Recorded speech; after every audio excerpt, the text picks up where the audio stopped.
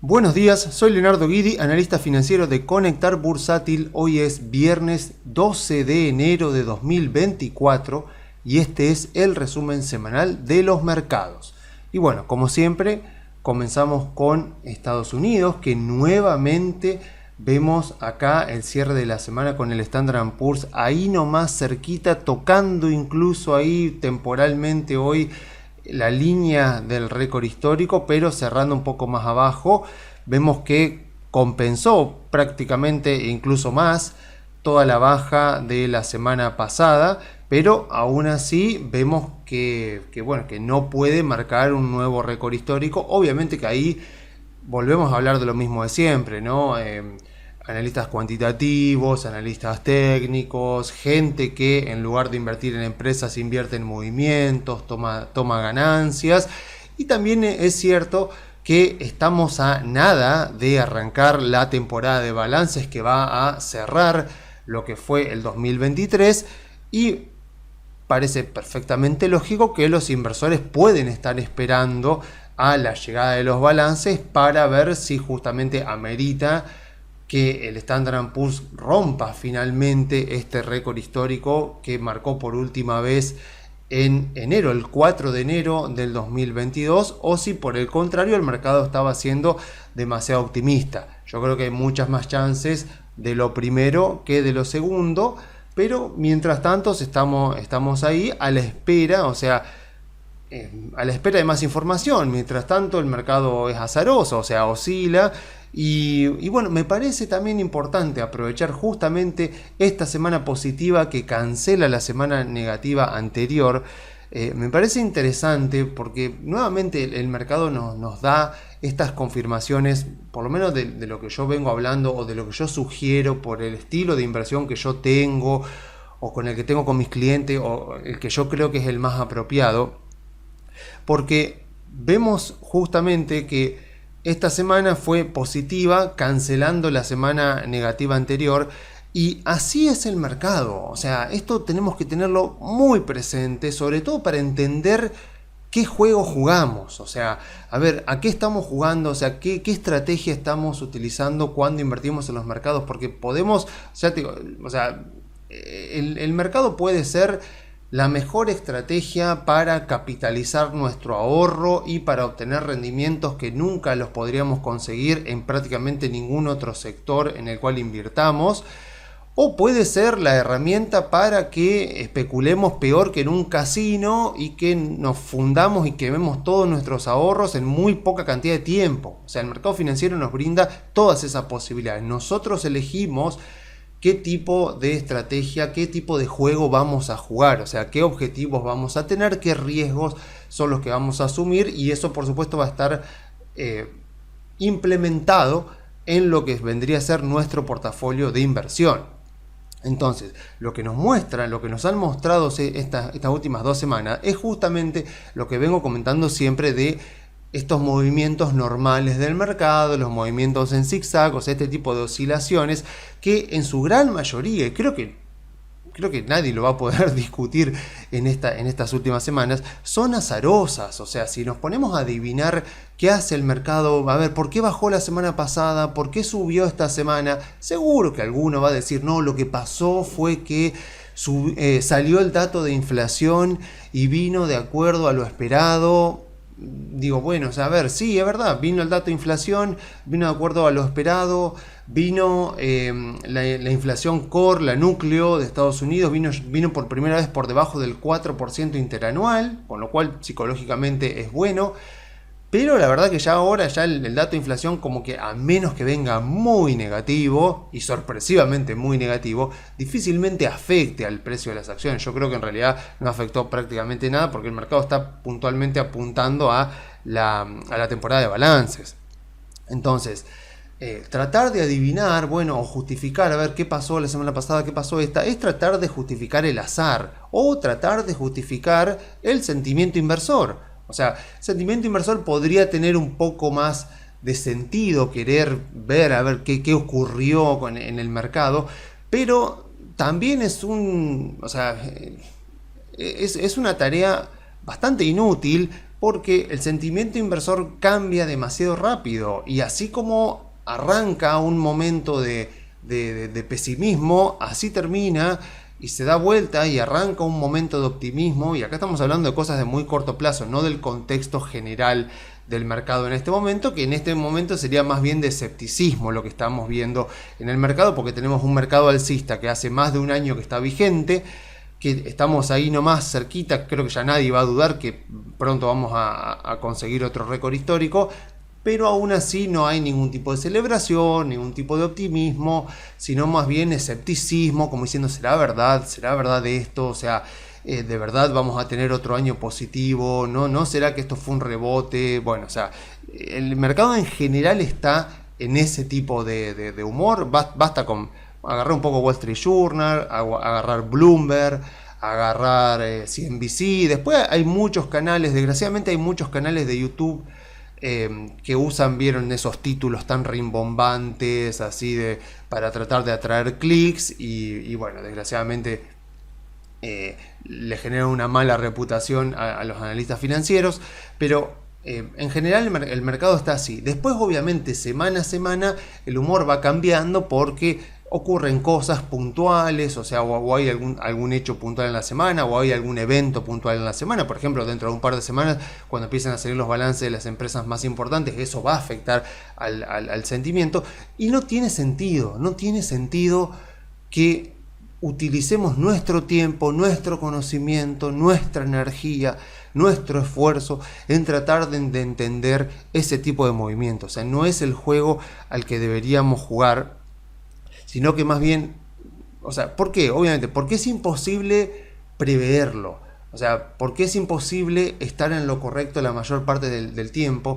Y de la misma manera, cuando por ahí estamos en lo correcto, tampoco es que ganamos mucho o tampoco es que dejamos de perder mucho. Entonces, más bien aprovechemos lo que ya está probado que funciona, lo que ya hemos visto a muchos hacer en el mercado. Porque no solo, o sea, a ver, no solo lo que hizo Benjamin Graham, o sea, todo lo que inauguró, digamos, Benjamin Graham, lo hizo exitoso a él, sino que además lo que le dio fuerza a todo lo que después se terminó llamando el value investing, con sus diferentes vertientes, por supuesto el quality investing, o sea, todo o el deep value investing, bueno, todas las ramas, las facciones que después fue teniendo la filosofía que surgió de los escritos de Benjamin Graham.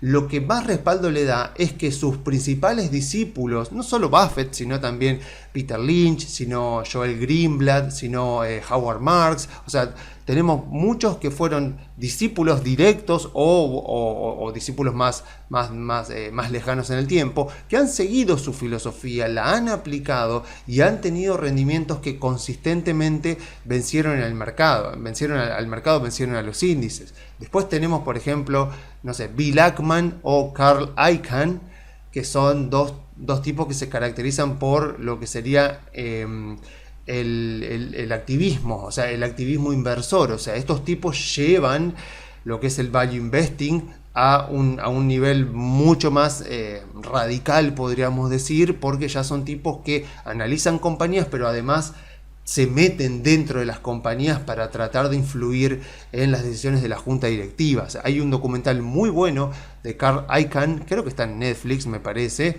o en HBO, pero en todo caso es un documental muy interesante porque te va contando del voz del propio Icahn sus principales experiencias, sus principales estrategias y cómo le fueron resultando, y si uno entiende un poco de esto, lo que el tipo te está explicando es justamente esto. Mirá, detecté valor en esta compañía, vi que esta compañía se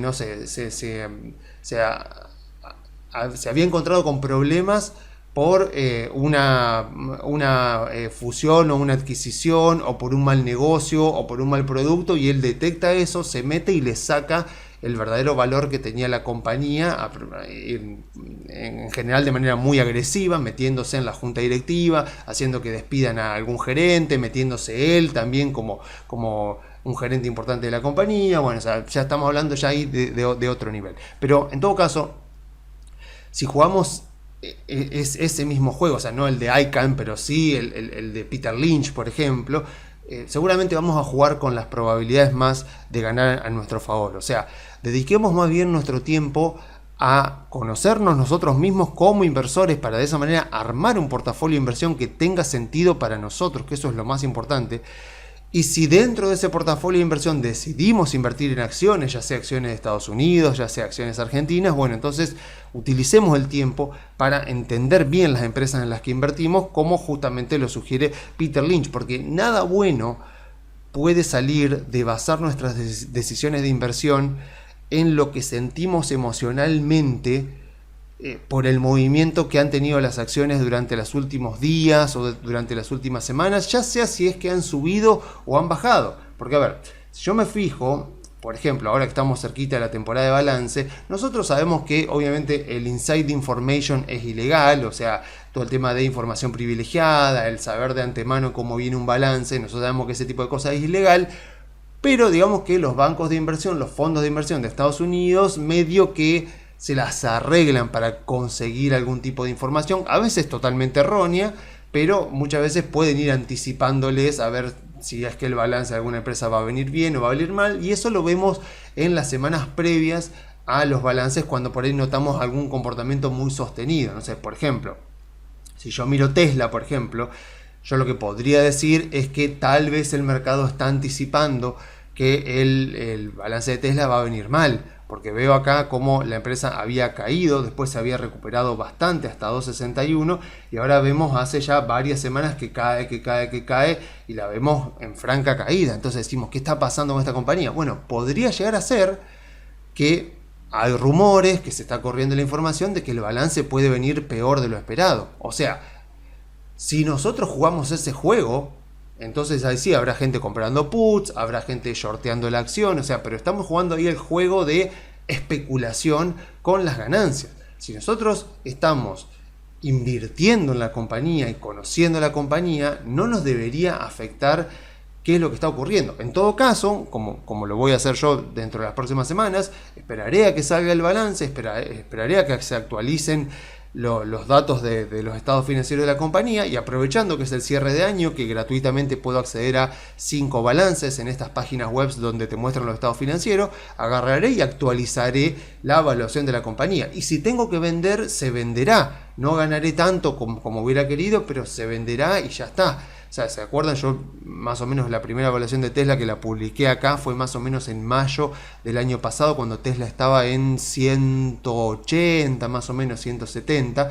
Y bueno, fíjense todo lo que subió, pero ahora está bajando. Así que en todo caso veremos. O sea, pero si yo no veo que han disminuido las ventajas competitivas de la empresa, si yo no veo que ha ocurrido algo negativo con la industria de la compañía, si no veo que ha ocurrido algo malo con la solvencia financiera de la compañía, con el endeudamiento, si veo que la gerencia sigue haciendo las cosas correctas, debería yo tomar esto como fruto de un sentimiento de corto plazo y en todo caso debería tomarlo como oportunidad de compra. Yo, por mi parte, no voy a hacer nada con respecto a mi tenencia de Tesla, no voy ni a comprar ni a vender nada, voy a esperar a que salga el balance. Una vez que sale el balance, haré la actualización del balance, nuevamente haré una estimación futura, haré una simulación de Monte Carlo, seguramente la publique acá también en el canal, y en base a eso, o sea, en base a datos, no especulación, en base a datos, es que voy a ver si sigo con la compañía, si la vendo,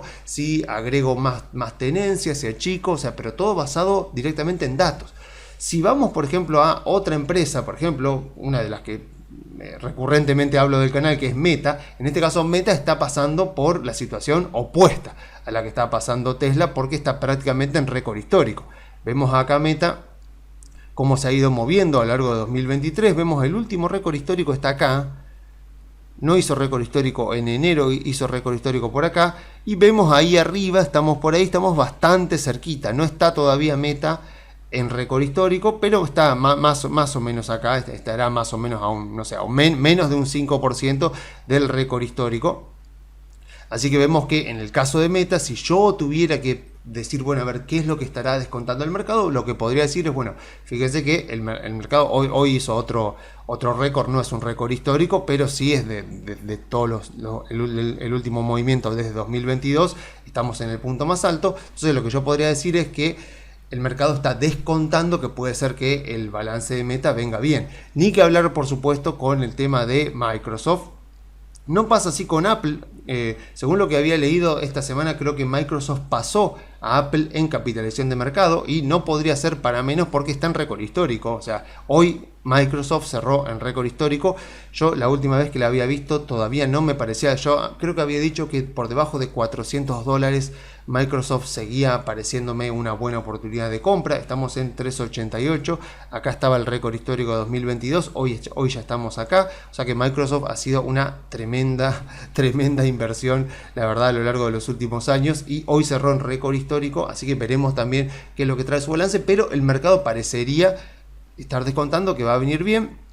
Lo mismo con Google, otra de las empresas que nombro. En el caso de Google no ha habido récord histórico, pero sí ha habido también otra gran recuperación al estilo Meta. En el caso de Google, no tanto como Meta, porque Google todavía está siendo afectada por las dudas que hay con respecto al tema de la inteligencia artificial, pero vemos también ahí, o sea, con un récord histórico acá y Google ahí bastante ya cerquita, o sea que también podríamos decir que el mercado apunta a posiblemente un buen balance por parte de Google. Entonces, tanto si tienen alguna de estas empresas que parece que está anticipando un buen balance, como si tienen Tesla, obviamente la idea es, esto tiene que ser algo que me mantenga indiferente. O sea, yo tengo que mantenerme indiferente, tanto para bien como para mal. Tanto cuando yo diga, mirá, porque no la mostré recién, pero con Nvidia pasa lo mismo. Nvidia en este momento está en récord histórico porque parece que la empresa se las arregló para empezar a producir chips también en China para China.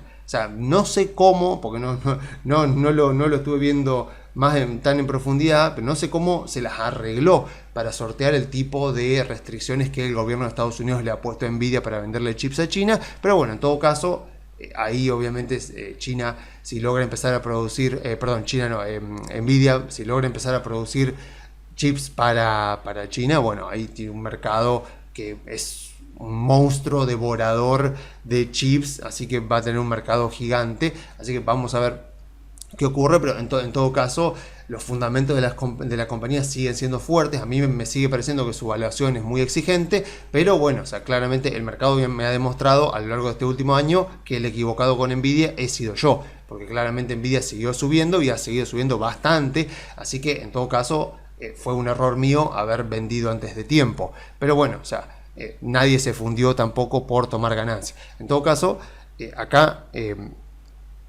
lo importante es que basemos nuestras decisiones en datos, o sea, que basemos nuestras decisiones, o sea, que no nos afecten los movimientos, o sea, que basemos nuestra estrategia de inversión en hechos concretos y no en rumores, o sea, en movimientos que estén teniendo, o sea, lo que puede estar descontando el mercado, nosotros no tenemos forma de saberlo, pero lo que sí podemos saber es cómo es la compañía, cuáles son sus ventajas competitivas y qué podemos esperar de la compañía mediante un flujo de fondos como los que he mostrado anteriormente en estos videos. Concretamente, el gran desafío que tenemos como inversores no es aprender a predecir cómo se van a mover las acciones a corto plazo, sino aprender a desconectarnos emocionalmente y no obsesionarnos con los movimientos buenos o malos que hayan tenido nuestros activos financieros durante las últimas semanas o días, a menos por supuesto que tal vez hicimos una evaluación de una empresa, fijamos algún precio objetivo donde nos parece que la empresa haya quedado cara y la empresa ha superado ese valor. Bueno, ahí sí vamos a rever nuestra tesis de inversión, vamos a rever lo que podemos esperar de la compañía para ver si nos quedamos cortos y tal vez la compañía puede dar de más, o si conviene en ese caso tal vez tomar ganancias, pero son muy contadas las ocasiones en las cuales vamos a terminar asumiendo que un activo está muy caro y tenemos que venderlo, porque no es algo que pasa muy seguido. Entonces, si hemos armado un portafolio de inversión que tiene activos que conocemos, que responde a nuestras necesidades de rentabilidad y que encaja dentro de nuestro perfil de riesgo, entonces ya hemos hecho la mayor parte del trabajo. Y como dijo el querido Charlie Munger, el éxito al invertir se logra principalmente quedándose quieto, o sea, manteniéndose sentado con las manos lejos del teclado y con el matriz, digamos, con el software para operar a mercado apagado y siendo paciente, para así, de esa manera entonces permitimos que las buenas decisiones de invertir en activos financieros que ya tomamos al armar nuestro portafolio, que rindan sus frutos. Porque si no, es como que tomamos buenas decisiones y cortamos, miren, como yo les comentaba, ¿no? Que plantamos una semilla de una buena planta y apenas empezó a germinar un brote, ya lo cortamos. O sea, no dejamos que nazca el árbol con todo su potencial. Entonces, quedarse quieto luego de que uno realizó la inversión es una habilidad que, en mi opinión, es tan importante como aprender a valorizar correctamente un activo financiero. Porque si después no somos pacientes, no nos sirve de nada lo otro. O sea, podemos ser unos genios en analizar correctamente un activo financiero, pero si después nos agarra un 2022 y salimos a vender despavoridos porque la guerra en Ucrania, porque el petróleo, porque China va a invadir Taiwán, porque las tasas de interés, por la inflación, bueno, nos pasa lo que nos pasa después en 2023. O sea, el mercado se da vuelta, las cosas se recuperan y lo que fue una gran oportunidad de compra, tanto en Tesla, como en Meta, como en Google, como en muchas otras acciones en 2022, nosotros lo terminamos convirtiendo, por haber salido a vender junto con la manada, en una tremenda oportunidad desperdiciada y en una ocasión en la cual, por correr con la manada, perdimos plata. O sea, básicamente salimos a vender a pérdida, porque encima, como dice Daniel Kahneman, o sea, que justamente, o Richard Thaler, los dos recibieron el Nobel por la psicología al invertir o el behavioral economics o el behavioral finance. Ellos dicen que después lo que te queda es la memoria episódica. Y si te fue mal en un activo financiero, si perdiste plata en un activo financiero, en un episodio relativamente reciente, después volver a comprar ese activo financiero te cuesta emocionalmente mucho, por más flujo de fondo que le hagas.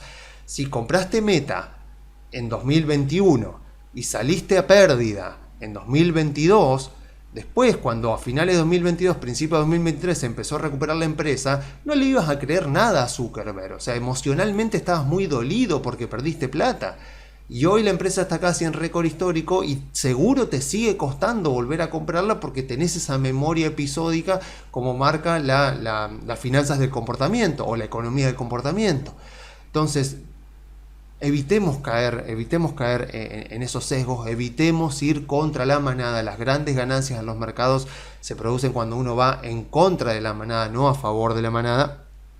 Y seamos sensatos con el tipo de estrategia que seguimos y el tipo de portafolio de inversión que tenemos. Ahora, por ejemplo, como yo les decía, entramos a 2024 en un contexto en el cual nadie puede ser tan obtuso, tan tosudo, digamos, como para seguir diciendo que todo se va a venir para abajo, que toda la suba de 2023 fue una mentira. O sea, nadie va a ser tan duro de entendimiento como para seguir afirmando que esto es un mercado bajista, que este es un rally de mercado bajista, pues ya estamos ahí nomás. Incluso si hablamos del Nasdaq ya está en récord histórico. Pero sí, lo que ocurre es que no hay optimismo, no hay euforia, por supuesto. Lo que hay es una cautela, un escepticismo de, bueno, a ver, seguirá esto, o sea, tendremos un buen año. Y eso es lo que a mí justamente me permite ser muy positivo, muy alcista con respecto a este año. Creo que no me gusta hacer pronósticos, pero si yo me baso en la historia, si tengo que basarme en la historia de contextos similares, sobre todo hablando de cuartos años presidenciales. O sea, no sé, nosotros la semana pasada habíamos visto un gráfico que yo les mostré, que no lo voy a repetir ahora, que es el de los rendimientos del Standard & Poor's con reinversión de dividendos y los ciclos presidenciales. Veíamos que más del 80% de los cuartos años presidenciales fueron positivos, pero además, creo que salvo uno, todos los cuartos años presidenciales que fueron precedidos por un segundo año presidencial negativos, todos fueron positivos. O sea, acá obviamente uno no le tiene que encontrar nada esotérico. O sea, yo no quiero que esto se convierta en algo esotérico, que uno diga, claro, como históricamente fue así, ahora va a ser así. No, hay razones que justifican que el tercer año presidencial sea el mejor y el cuarto año presidencial sea el segundo mejor. O sea, a ver, ¿por qué los cuartos años presidenciales suelen ser muy buenos? En primer lugar, porque el Congreso no funciona. Yo sé que, sobre todo acá en Argentina, que nos pasa eso, uno dice, nosotros votamos a los legisladores para que legislen, para que saquen leyes. Bueno, al mercado de capitales, en países desarrollados, no les gusta mucho la legislación porque te cambia las reglas de juego, y acá en Argentina sabemos que la inversión extranjera directa es muy baja y la inversión en general, o sea, sin categorizarla, la inversión en general es muy baja. Entonces, ¿por qué? Porque una persona tiene que hundir capital durante una cierta cantidad de meses o incluso una cierta cantidad de años, durante los cuales tal vez no ve ningún tipo de ingreso, y durante todo ese tiempo te pueden cambiar las reglas de juego porque te puede venir una legislación nueva, impuestos nuevos, regulaciones nuevas, e incluso, como ya lo hemos visto muchas veces en Argentina, vos haces un flujo de fondos, haces una estimación de si el negocio vale la pena o no vale la pena, llegas a la conclusión que sí, y como te pasa en Argentina, vos decís, bueno, dentro de 2 años vamos a empezar a generar ingresos con esta inversión que estamos haciendo, no sé, vamos a construir un galpón, vamos a construir una fábrica, no sé, vamos a importar máquinas y a producir algo, no sé, y vamos a recuperar la inversión en 2 años, lo que sea.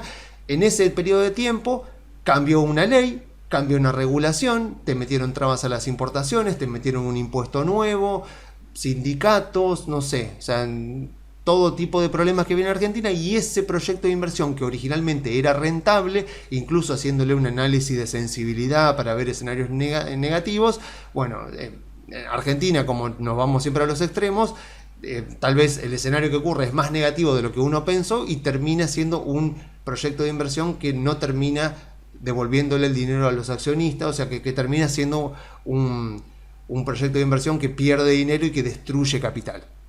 Entonces en Argentina nos pasa eso. En Estados Unidos piensen que es mucho menos probable que te pase eso, pero de la misma manera la cantidad de inversión que hay es muchísimo más alta que la de Argentina. Entonces un capitalista, digamos, un gerente de una empresa, un inversor que va a invertir algo, por ejemplo, en la economía real, lo que más quiere es que no le cambien el marco normativo. Lo que quiere es estabilidad durante el tiempo que realiza la inversión, por lo menos para poder llegar a recuperar la inversión. Después, de última, se adapta, pero el periodo más vulnerable, que es el periodo inicial, lo quisiera pasar cualquier inversor, cualquier gerente de una compañía, lo quisiera pasar en un entorno normativo lo más estable posible. Bueno, los terceros y los cuartos años presidenciales en Estados Unidos suelen ofrecer eso.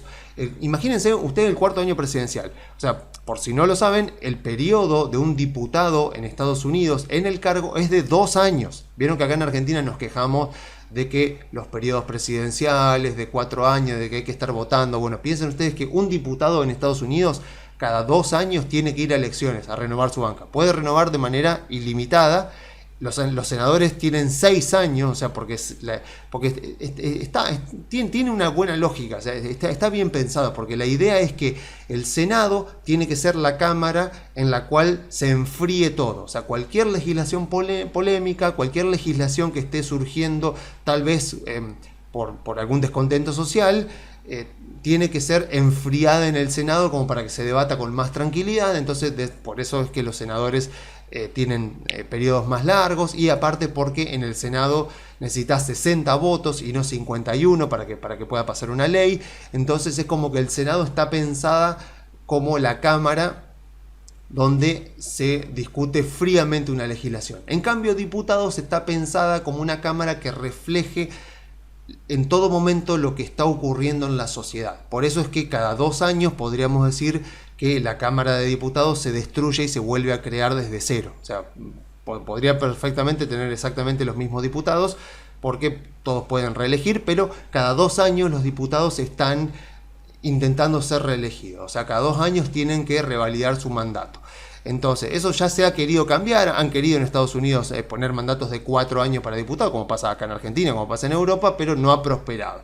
Y dentro de todo tiene su cuestión positiva, porque si existen algún tipo de tendencia nueva, ya sea política, ya sea social, no sé, ya sea de género, ya sea de religiosa, lo que sea, rápidamente esa nueva expresión social puede verse reflejada en el Congreso, porque como hay elecciones cada 2 años de toda la Cámara de Diputados, rápidamente pueden acceder diputados de ideologías nuevas, como les digo, no sé, de credos religiosos, de políticas, de grupos ideológicos, no sé, piensen ustedes cualquier cosa, ¿no? Entonces, ¿qué es lo que pasa? Imagínense ustedes un diputado durante este año. ¿Qué va a hacer un diputado durante este año? No va a querer legislar nada. O sea, le dicen, tenemos una ley de aborto, de eutanasia, y decimos, no, van a decir no. O sea, tenemos una ley de políticas de género, de redistribución del ingreso, de aumento de impuestos. Cualquier diputado sensato le va a decir, no, eso para el año que viene. Para este año no, o sea, no nos vamos a manchar, no nos vamos a embarrar con nada, no nos vamos a meter en ningún tipo de tema polémico, y por lo tanto el Congreso de Estados Unidos, por lo menos la Cámara de Diputados durante este año, va a legislar lo mínimo indispensable, presupuesto, o sea, lo mínimo, lo que es obligatorio y nada más, no mucho más. O sea, entonces no se va a meter a cambiar legislaciones polémicas, ni a aumentar impuestos, ni a aumentar regulaciones, ni a redistribución del ingreso, ni nada, porque lo que van a tratar de mantener es a sus votantes para poder ser reelegidos o para tratar de entrar al Congreso en el caso de que sean nuevos. Entonces, ¿qué es lo que nos garantiza eso? Estabilidad legislativa, estabilidad de un marco legislativo, con lo cual eso es muy positivo. Entonces yo me arriesgo a un 2024 en el cual el Standard & Poor's debería subir por lo menos un 15%, o sea, como mínimo un 15%. Después de ahí para arriba no sé, pero por lo menos un 15% tendría que estar subiendo el Standard & Poor's durante este año, teniendo en cuenta el tremendo 2023 que tuvo. Creo que al menos un 15% debería subir. Y después tenemos otros, o sea, más drivers positivos. Por ejemplo, si miramos la curva de tasas, vemos esto, obviamente, vemos que la curva de tasas sigue estando invertida. Ya saben que históricamente la curva de tasas ha presagiado recesiones, pero como ya les he explicado en informes anteriores, lo que ocurrió esta vez es que esta curva invertida de tasas no se ha trasladado a los bancos. O sea, una pyme chiquita que tenía que ir a buscar financiamiento a un banco posiblemente tuvo problemas, pero en general no cambió tanto la situación porque la curva no se trasladó a los bancos. O sea, existen bancos que están dando un 5% de interés, incluso Interactive Brokers, por ejemplo. O sea, si vos tenés plata, dólares líquidos en el fondo, te recompensan, pero no ha pasado así con JP Morgan Chase, por ejemplo, con Wells Fargo. No han remunerado con los plazos fijos de allá en un 5% anual a los clientes, o sea, sino mucho menos. Entonces, al no haberse trasladado esta curva de tasas invertida a las tasas bancarias, eso por supuesto ayudó bastante a que no ocurriera la recesión. Bueno, este año, al bajar estas tasas, lo que vamos a ver es un aplanamiento de la curva. No sé cuánto van a bajar las tasas, pero al menos un 1% tendrían que bajarla. O sea que las tasas podrían estar de 5,5, podrían venirse por acá a 4,5, con lo cual si las tasas estas más o menos se mantienen, diríamos que pasamos de una curva invertida más o menos a una curva plana, o incluso capaz que a una curva positiva si es que las tasas bajan un poco más. Pues puede ser que eventualmente la Reserva Federal, si la inflación baja bastante más, puede ser que mantenga las tasas de interés más abajo todavía.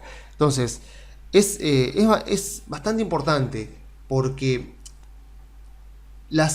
sobre todo las empresas chicas, o sea, no solo las pymes, sino también las small caps, y acá es muy importante porque todo el año pasado se habló de la amplitud de mercado. Y cuando uno habla de amplitud de mercado, habla justamente de qué pasa con las pequeñas y medianas empresas. Bueno, esas pequeñas y medianas empresas, a las cuales yo también podría incluir sobre todo las empresas de sectores value. Ustedes saben que sectores value serían principalmente sector industrial, sector de consumo básico, sector de materiales, ese tipo de sectores, sector energético también podríamos poner como sector value. Todo ese tipo de sectores tienen empresas que recurren mucho más al financiamiento bancario porque son empresas más intensivas en capital. Entonces son empresas que por ahí no pueden prescindir tanto de la deuda, son empresas que tienen deudas recurrentes. Entonces, este tipo de empresas obviamente se verían bastante beneficiadas en el caso de que se bajen las tasas de interés, sobre todo las small caps. Pues vieron que el año pasado se habló mucho de las 7 magníficas. Vieron que se decía las 7 magníficas: Apple, Amazon, Meta, Google, Microsoft, Nvidia. Bueno, se hablaba de las 7 magníficas y de cómo podía ser que tan solo 7 empresas sean las que más llevaran la locomotora del Standard & Poor's, la recuperación del Standard & Poor's, siendo que las empresas de mediana y de menor capitalización estaban bastante neutras en el año. Bueno, obviamente eso ocurre porque con un contexto de tasas de interés tan altas, solo las empresas que tuvieran cash disponible en el banco básicamente, o que tuvieran hojas de balance totalmente impecables, serían las que tenían las mayores probabilidades de expandirse en un contexto de tasas de interés tan hostiles, o sea, tasas de interés tan altas, tan prohibitivas para muchas empresas. O sea, obviamente no son las small caps y no son las empresas de los sectores más intensivos en capital las que cumplen con esos requisitos de tener caja para financiar una expansión de la compañía, por ejemplo, o de poder conseguir financiamiento barato en el banco o en el mercado de capitales. O sea, si Apple lanza un bono corporativo, está claro de que el interés, el rendimiento que le van a exigir a Apple es mucho más bajo que el rendimiento que le pueden pedir a una empresa petrolera, por ejemplo, o a una empresa minera.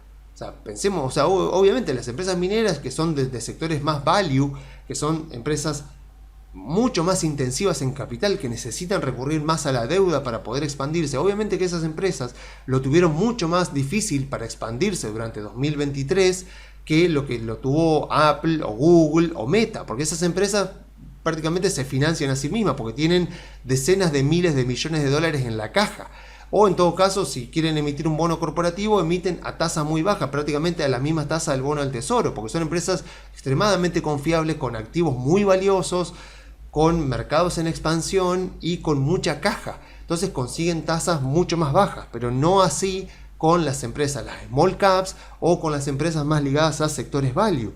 Entonces, ¿se acuerdan, por ejemplo, el libro de Solo los mejores lo logran? Que lo he mostrado varias veces acá en estos informes. Es un librazo, Solo los mejores lo logran, que te muestran 10 características de las empresas, de lo que se llama el quality value, o sea, las empresas de calidad, o sea, el quality investing, el quality growth, o sea, agarrar empresas de calidad que a la vez estén creciendo. O sea, eso es básicamente todo lo que vimos el año pasado. O sea, agarren el libro Tan solo los mejores lo logran, que está en castellano, todo un gran libro, y fíjense cuáles son las 10 características que brinda el autor de ese libro sobre lo que serían empresas quality growth. Van a ver que si miran de las 10 características, prácticamente 8 o 9 las tienen estas 7 magníficas, estas empresas que fueron tan ensalzadas durante el año pasado, y al mismo tiempo que despertaron tanta preocupación porque todos decían que justamente que el Standard & Poor's era una mentira, porque solamente se estaba moviendo por estas 7 empresas y no por todo el espectro del mercado, porque las de pequeña capitalización no se estaban moviendo. Bueno, este año esas empresas de pequeña capitalización, de mediana capitalización, deberían moverse mucho más de lo que se movieron el año pasado, porque si estas tasas altas bajan, pensemos en empresas que se financian a 1 o 2 años, que ahora se estarían financiando más o menos a estas tasas. Fíjense, por otro lado, lo que han bajado las tasas un mes atrás, o sea, el 12 de enero contra el 12 de diciembre. Fíjense lo que era en rojo el 12 de diciembre y ahora el 12 de enero. Fíjense cómo han ido bajando las tasas. Eso, por supuesto, ha ayudado también a que el mercado esté a punto de llegar al récord histórico. Pero este año deberíamos ver, no sé si tanto veremos movimientos acá, pero sí deberemos ver movimientos importantes a la baja acá. Y eso va a fomentar el crecimiento de pequeñas empresas, el crecimiento de empresas de consumo básico. Por eso a mí me gusta mucho Costco, o sea, no tanto Walmart, porque creo que Costco tiene mejores ventajas competitivas. Costco es una gran empresa, que es la única que más o menos me gusta del sector de consumo básico. Si uno quiere diversificar el portafolio, es una gran compañía. Pero bueno, en todo caso, para cerrar la parte de Estados Unidos, Estamos ante un año que tiene todos los condimentos para ser un año bastante alcista. Durante la primera parte del año las tecnológicas deberían ser las que más lideren, y a medida que la Reserva Federal baja las tasas de interés y nos acercamos puntualmente al tema de las elecciones, que va a ser en octubre, y la campaña electoral, que va a ser prácticamente, las elecciones son en noviembre, y la campaña presidencial, el punto más álgido sería principalmente septiembre y octubre. A medida que nos acerquemos ahí, vamos a ver que el mercado tal vez se pone un poco más en pausa, pero si la Reserva Federal va bajando las tasas de interés, sobre todo más a mediados de año, deberíamos empezar a ver sectores value e incluso empresas de menor capitalización de cualquiera de los sectores tener rendimientos tal vez mejores. Lástima, acá en Argentina no tenemos forma de invertir en CEDAR, porque los CEDAR que hay son principalmente de grandes empresas, pero en todo caso, que mejoren las empresas de baja capitalización, que mejoren las empresas de sectores más tradicionalmente value, va a ayudar a la mejora del sentimiento inversor, y eso es lo que más me importa, a que el sentimiento inversor siga mejorando, porque eso va a ir acompañado, por supuesto, de mayores subas en las acciones de todos los sectores. Así que estamos arrancando un año que promete ser muy bueno para las empresas, para las acciones en Estados Unidos.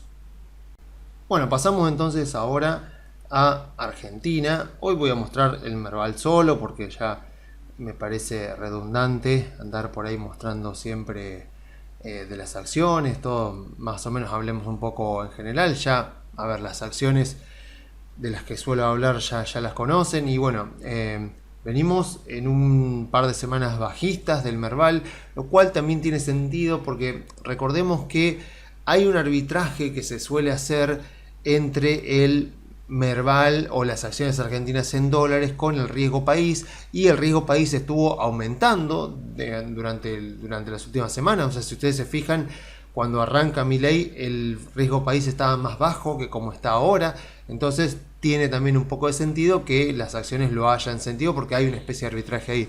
Por eso es que justamente uno de los principales drivers que yo considero que juegan muy a favor de tener acciones argentinas en el portafolio durante este año es que deberíamos ver una fuerte baja del riesgo país. O sea, la economía debería rebotar, la inflación debería bajar, y el riesgo país, a medida que el gobierno vaya ganando credibilidad y solvencia financiera, debería ir bajando otra vez a valores normales como los de Argentina, como pueden ser 1000 puntos, por ejemplo. Pero, y esto me parece muy importante recalcarlo para que fijemos un poco las expectativas, eso no va a pasar. O sea, no vamos a ver una euforia en acciones argentinas hasta que Milei no saque el cepo. O sea, Macri sacó el cepo a una semana de haber arrancado su mandato. Milei eso no lo puede hacer. Con suerte puede llegar a hacerlo en un año, o sea, más o menos para finales de este año, por ejemplo. Pero está todo por verse, porque tienen que pasar muchas cosas para eso. Pero hasta que Milei no levante el cepo, euforia en acciones argentinas, euforia en bonos argentinos, no hay chance de que veamos. Porque en una economía tan dolarizada como la nuestra, si no hay libre movilidad de capitales y que los inversores tengan la seguridad de que pueden venir, traer su dinero y llevárselo en cualquier momento, como hace cualquier país serio, no va a pasar de que va a haber una gran euforia, un gran apetito por activos financieros y por acciones argentinas, lo cual dentro de todo por ahora nos favorece a nosotros, porque podemos estar entrando a bajas valuaciones, pero obviamente apuntamos a que en algún momento pase la apertura del cepo. Obviamente sabemos que Milei va hacia eso, pero en este momento, el plan de Milei, o sea, porque por ahí muchos dicen, bueno, a ver, ¿cuál es el plan de estabilización de Milei? ¿Cuál es el plan económico de Milei? No puede tener plan económico Milei en este momento, porque no puede, o sea, todas las medidas de gobierno que está tomando no pueden ser proactivas. O sea, si la hay, habrá alguna por ahí, pero la enorme mayoría, por no decir todas, o seguramente lo que sí, las más importantes, de todas las decisiones y toda la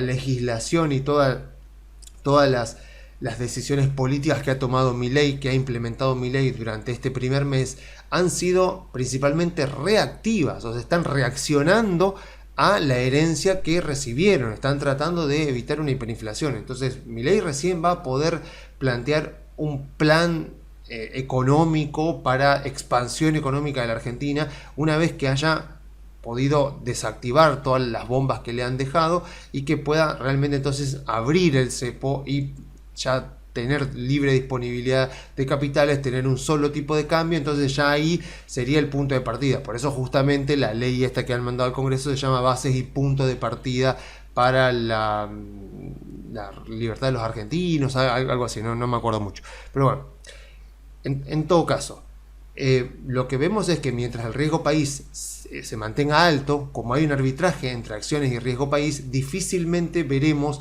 a las acciones subir mucho si es que el riesgo país no cae.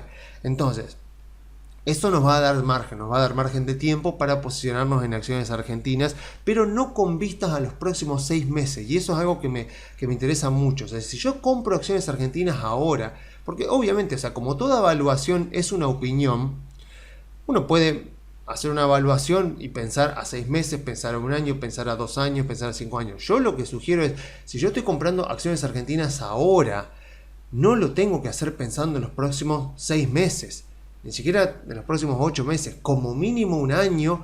De ser deseable, yo tengo que estar comprando acciones argentinas ahora, no tanto por lo que voy a ver en julio, agosto en el balance de la compañía, sino más bien en enero del año que viene o dentro de 2 años. O sea, apuntar un poco más a largo plazo, porque si no, el corto plazo y todo lo cambiante que puede llegar a ser Argentina durante los próximos meses me nubla la vista. O sea, tengo que estar, si compro acciones argentinas para poder aguantarme toda la volatilidad que va a venir y todo lo que se puede llegar a decir, tengo que tener claro mi horizonte temporal, tengo que tener claro mi objetivo y qué es lo que estoy buscando con la inversión que estoy haciendo. Porque, o sea, si invierto en algunas acciones, me voy a ver beneficiado seguramente más temprano que con otras. Porque, no sé, por ejemplo, todo lo que sea energético, todo lo que sea utilities, por supuesto todo eso, la recompensa en ese tipo de inversión puede y seguramente va a venir mucho más rápido que si yo compro bancos en este momento, que están en el ojo de la tormenta, que están con muchas dudas con respecto a qué va a pasar con el saneamiento del Banco Central, con la licuación que le están haciendo. Entonces, más que nunca, siempre tengamos en cuenta que las acciones, los precios de las acciones no viven en el presente, viven en el futuro. Pero en Argentina, como hay tanta incertidumbre dando vuelta, vamos a tener de todo. Vamos a tener mayor, menor plazo. Entonces, tengamos muy claro cuál es nuestro objetivo con cada inversión que hacemos. Apuntamos a la reestructuración de las tarifas, apuntamos a la normalización del servicio de algunas empresas, apuntamos a la recuperación económica y el aumento de la demanda, apuntamos a la baja de la inflación, la vuelta de la inserción de Argentina en el mundo. O sea, ¿a qué apuntamos? Tengamos claro eso para que toda la volatilidad que vamos a experimentar en el corto plazo no nos afecte emocionalmente y no nos obligue a tomar una decisión de la cual después podemos arrepentirnos.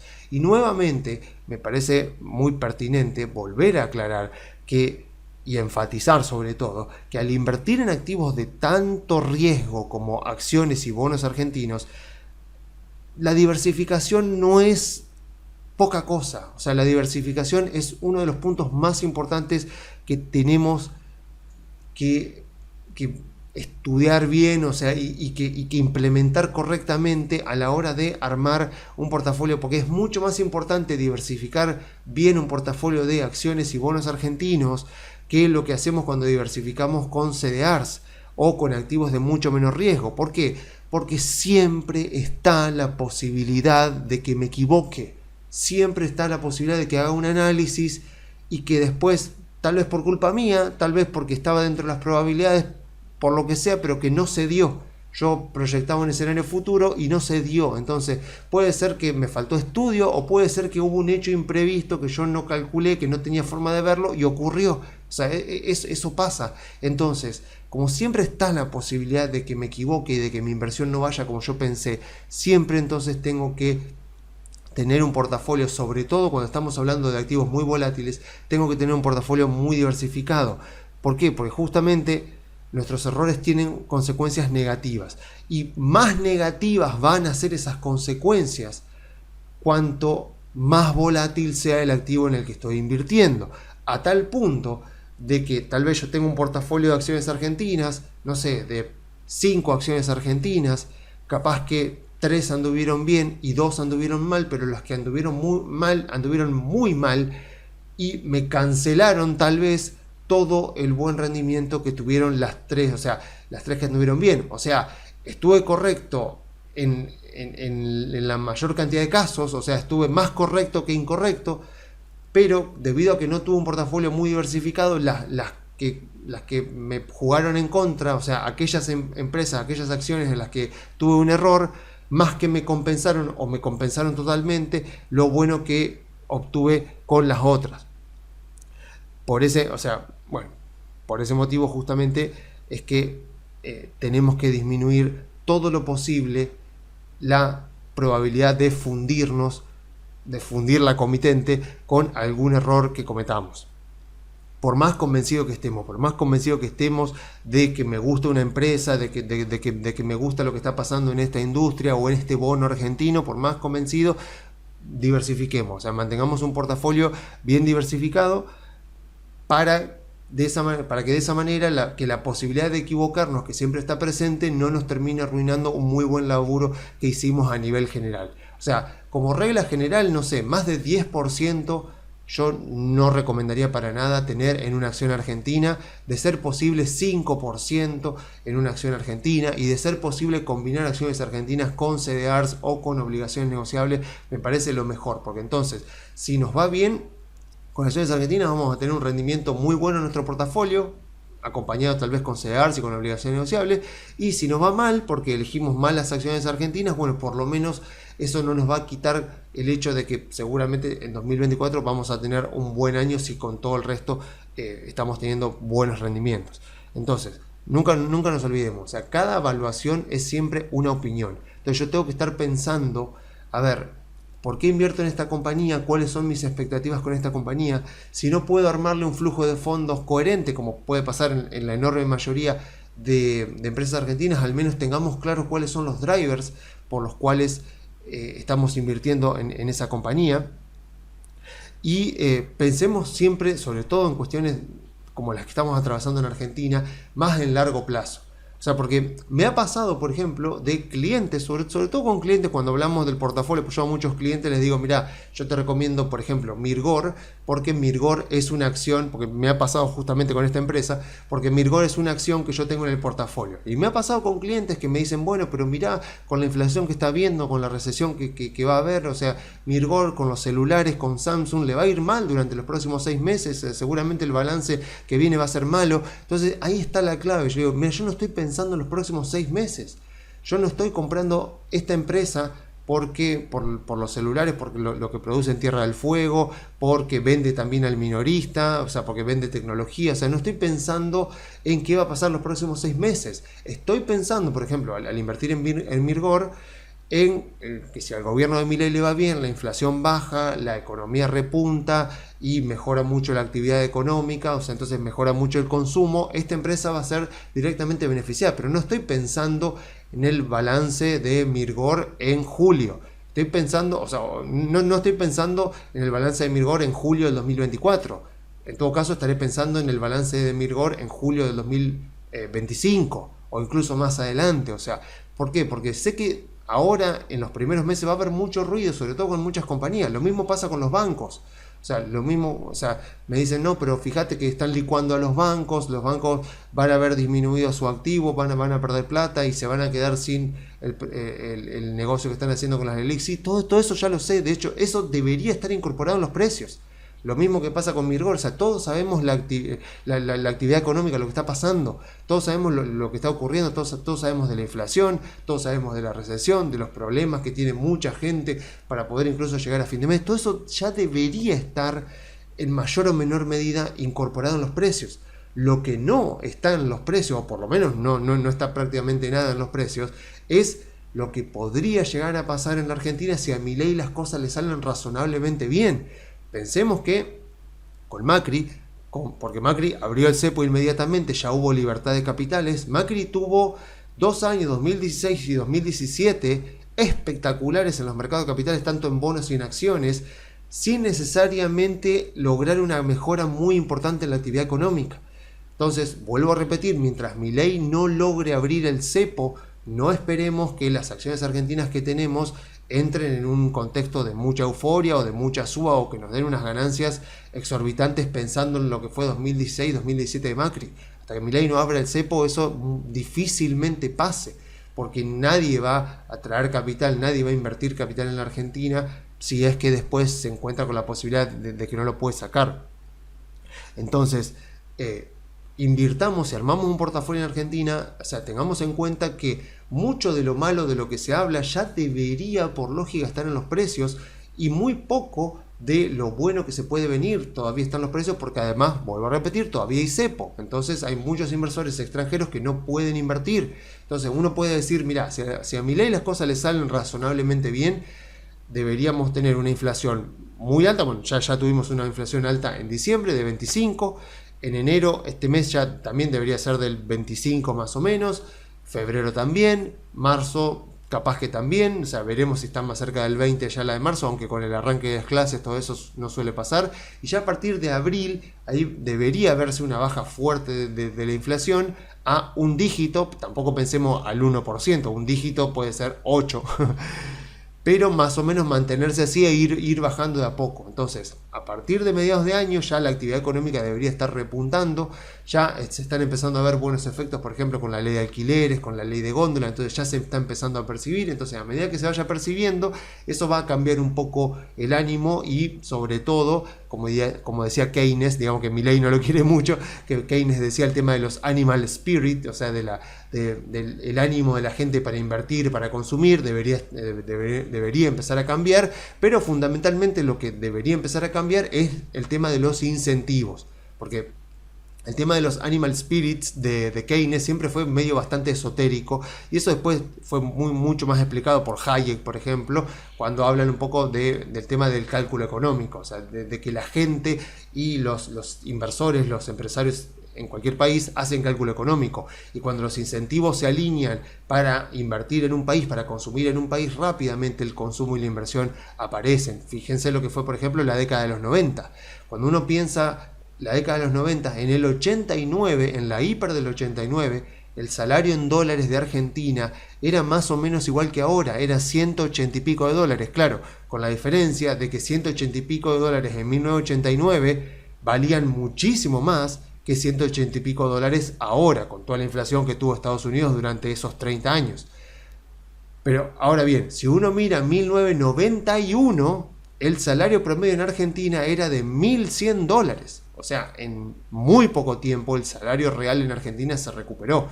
Después obviamente sabemos todo lo que pasó, pero al principio la convertibilidad tuvo muy buenos efectos, o sea, tuvo efectos positivos. Y eso, a pesar de que no vamos a entrar en un régimen de convertibilidad como en aquel momento, eso debería empezar a ocurrir en Argentina en algún momento de este año. O sea, los salarios en dólares deberían recuperarse, debería aumentar la inversión y bueno, eso eventualmente va a ir repercutiendo en cada una de las empresas cotizantes, algunas más tarde, otras más temprano, pero deberíamos irlo viendo. Entonces, si invertimos en acciones argentinas, tengamos muy en cuenta eso, no seamos ansiosos. O sea, invertir en acciones argentinas implica una gran tolerancia al riesgo, gran tolerancia a la volatilidad y mucha paciencia, y por sobre todas las cosas también confianza en que a Milei las cosas le van a salir más o menos bien. Si no creemos que a Milei las cosas les van a salir bien y que va a lograr levantar el cepo, directamente no compremos acciones, no compremos bonos argentinos. Para eso están los CDRs, para tener un riesgo un poco más moderado y saliendo de Argentina. Para eso están las obligaciones negociables, que justamente nos presentan un riesgo muy bajo y con una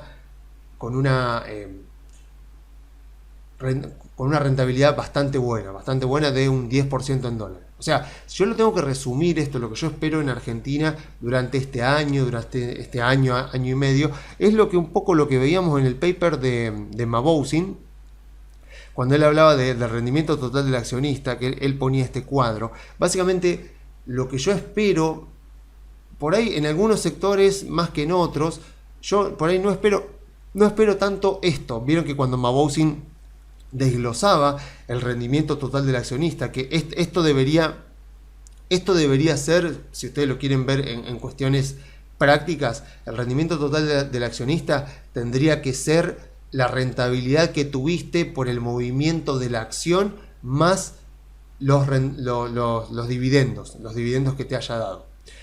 Esto obviamente se divide en tres partes. La última parte en Argentina no la vamos a tener en cuenta, pero sí las primeras dos. Entonces, los dividendos son despreciables, digamos, en este tipo de ecuaciones, porque suelen ser un porcentaje muy bajo de lo que hace al rendimiento total del accionista, aunque en algunas otras empresas no. Por ejemplo, Distribuidora Gas Cuyana distribuyó justamente un dividendo muy sustancioso en estos días. La verdad que ojalá que hayan estado invertidos en esa acción, porque encima lo pagaron en dólares, así que fue un muy lindo dividendo, a pesar de que yo no estoy de acuerdo con los dividendos. Pero bueno, esta empresa había acumulado caja y está bueno que si no sabe qué hacer se lo dé a los accionistas. Pero principalmente cuando pienso yo en este componente principal y muy importante del rendimiento de nuestras inversiones, que a su vez se divide en las ganancias por acción y en el múltiplo de price earning, que en el caso, como ya lo hemos explicado, el múltiplo de price earning lo que viene a decir es qué nivel de evaluaciones está dispuesto a pagar el mercado por la misma compañía. O sea, nosotros vemos, por ejemplo, en el caso de Estados Unidos, que en 2022 el mercado estuvo, por toda la incertidumbre que estaba dando vuelta, por las tasas de interés al alza, por la inflación al alza, por la invasión a Ucrania, por los problemas geopolíticos, en 2022 el mercado, por la misma compañía, por ejemplo Meta, por ejemplo, o Google o Microsoft, estaba dispuesto a pagar valuaciones mucho más bajas de las que paga hoy en día. Y uno puede decir, pero ¿cómo puede ser? Si es la misma empresa, ¿cuánto pudo haber cambiado en un año la compañía? Porque la verdad, Microsoft no cambió mucho, Meta tampoco cambió mucho, Google, la verdad, tampoco cambió tanto. Entonces, ¿por qué en 2022 se pagaban valuaciones mucho más bajas que ahora? Y esas valuaciones el mercado las suele mal resumir, pero bueno, las resume así con el múltiplo de price earning que está identificado acá.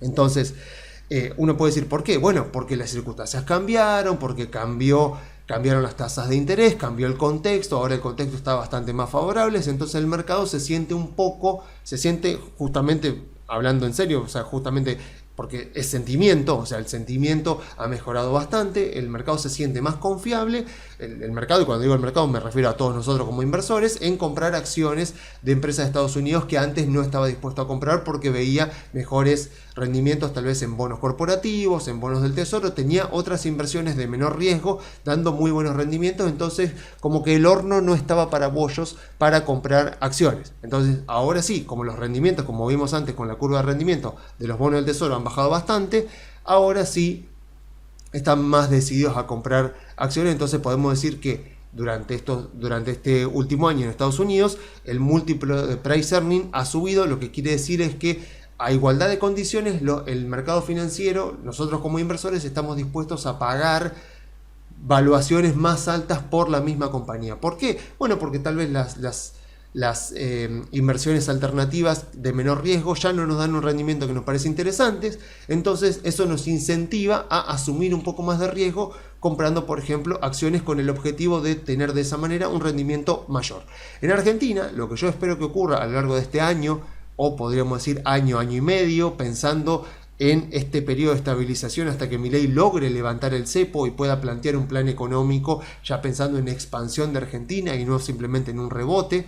Lo que yo espero es una ganancia, sí, pero la verdad que tampoco espero maravillas, o sea, tampoco es que todavía estén dadas las condiciones para que las empresas puedan hacer crecer mucho sus ganancias, pero lo que sí espero, sobre todo luego de que Milei logre levantar el cepo, es esto, que es básicamente lo que pasó también con Macri. O sea, con Macri pasaron las dos cosas. Las ganancias por acción, yo me acuerdo ver, por ejemplo, Distribuidora Gas Cuyana, entre 2016 y 2018, las ganancias por acción de Distribuidora Gas Cuyana se multiplicaron por 5 en dólares. O sea, fue tremendo. Pero al mismo tiempo, lo que también ocurrió, por eso digo, esta parte de la ecuación seguramente va a repercutir primero tal vez en empresas de utilities, tal vez en distribuidoras de gas, en distribuidoras de energía, en generadoras de energía, o sea, en empresas ligadas al rubro de energía, pero también puede ser en Autopista del Sol, Autopista del Oeste, o sea, empresas que brindan servicios concesionados por el Estado, o sea, lo que se llama el sector de utilities. O sea, en ese tipo de sectores sí puedo ver esto. En Mirgor difícilmente lo vea, pero sí lo que puedo llegar a ver es esto. Es a nivel general, una vez que se levante el cepo, una vez que la economía esté normalizada y ya Milei pueda plantear un plan de expansión económica, lo que sí debería ocurrir, y es a lo que yo justamente estoy más apuntando con las inversiones que estoy haciendo, y por eso diciéndole a los inversores, miren, pensemos en un año a futuro, un año y medio, tal vez mirando las elecciones de 2025, es principalmente esto, que el apetito por invertir en Argentina, por acciones y por bonos argentinos aumente, y eso no se va a ver reflejado rápidamente acá, se va a ver reflejado principalmente y con mayor rapidez acá. Entonces, eso es lo que estoy apuntando principalmente con Argentina, y eso es lo que debería darme la mayor apreciación del precio durante este año, pero sobre todo ya pensando tal vez el año que viene, o vuelvo a repetir, a partir de que Milei logre levantar el cepo y de esa manera haya ya libre movilidad de capitales, que los inversores extranjeros sientan que puede comprar tranquilamente activos financieros argentinos, sobre todo acciones y bonos argentinos, porque saben que tienen libertad y tienen un solo tipo de cambio. Así que una vez que eso ya esté normalizado, ahí sí ya deberíamos empezar a ver un mayor apetito por Argentina, y obviamente eso va a ayudar a bajar el riesgo país, y eso también está en el otro libro. O sea, si quiero complementar un poco esto con el libro de McKinsey, principalmente esta parte que yo siempre comentaba del libro de McKinsey, cuando habla de los principales drivers que determinan el valor de las compañías, que son el crecimiento de los ingresos. Acá podríamos hacer una similitud entre el crecimiento de los ingresos con las ganancias de las compañías que veíamos en este cuadro anterior. Acá podríamos hacer una pequeña similitud de que están hablando más o menos de lo mismo. Después el rendimiento sobre el capital invertido, que acá habla de la productividad. Obviamente todo lo que está dentro del DNU de Milei y sobre todo dentro de la ley Omnibus apunta mucho a esto, pero principalmente a esto, a la mejora del rendimiento sobre el capital invertido, a tratar de mejorar la rentabilidad de las compañías y al costo de capital. Si llega a bajar el costo de capital porque bajan los bonos argentinos, me resulta muy difícil creer que las acciones argentinas de todos los sectores no van a subir. Puede ser que alguna, como por ejemplo Habana, que está en una burbuja bastante evidente, haga la suya, pero o sea, no estoy refiriéndome a ese tipo de compañías, sino principalmente a las compañías del Merval y a muchas de las empresas del panel general. O sea, si baja el riesgo país de Argentina, esto tiene que caer fuertemente en Argentina. Además, vuelvo a repetir, o sea, si se normaliza el mercado de cambios, si se normaliza el comercio exterior en Argentina, no solo la productividad de las compañías debería mejorar, sino también el costo de capital. Las compañías argentinas deberían conseguir capital a menor costo, pero además de eso, como esto se usa para evaluar compañías, también los inversores, los que invierten en acciones argentinas, también van a ser menos exigentes con el rendimiento que le exigen a los negocios de las empresas argentinas.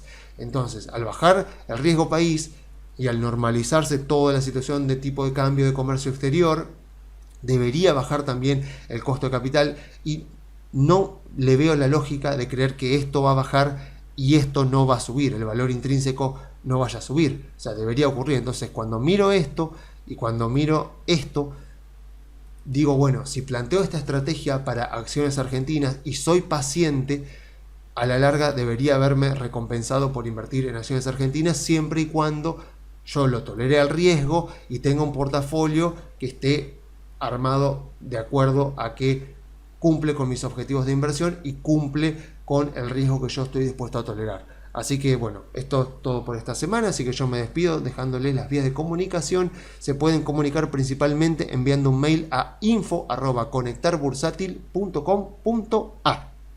Chao.